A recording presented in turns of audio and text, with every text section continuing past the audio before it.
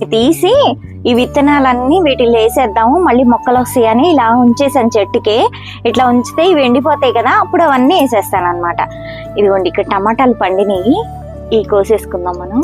ఇదిగోండి ఇట్లా బాగా వస్తాయి టమాటాలు, ఇవన్నీ బాగా వస్తాయి. ఈ చెర్రీ టమాటాలు ఇదిగోండి భలే వచ్చినాయి చూడండి. ఇది ఇక్కడ కూడా గుత్తులు గుత్తులు వస్తాయి చెర్రీ టమాటా ఇవన్నీ. ఇదిగోండి ఇక్కడ కూడా ఇలా వస్తాయి. అసలు పండిన తర్వాత చూస్తే ఇంకా అసలు చాలా బాగుంటది చెట్టుకి. ఇప్పుడు ఇవన్నీ చిన్న చిన్నగా ఎల్లోగా ఉన్నాయి, గ్రీన్ గా. ఇవి పండితే ఇంకా బాగుంటాయి. ఇదిగోండి చూడండి, ఇంకా ఇక్కడ బోల్డని గుత్తులు, ఈ గ్రేప్స్ గుత్తుల్లాగా ఉంటాయి చూడండి, భలే ఉంటాయి. ఇలాగా చెర్రీ టమాటా చాలా అందంగా ఉంటదండి. ఇవన్నీ భలే ఉంటాయి. ఇవన్నీ చెర్రీ టమాటానే. అవి వచ్చినట్టు కోసేసుకుంటున్నాం అనమాట. ఇవి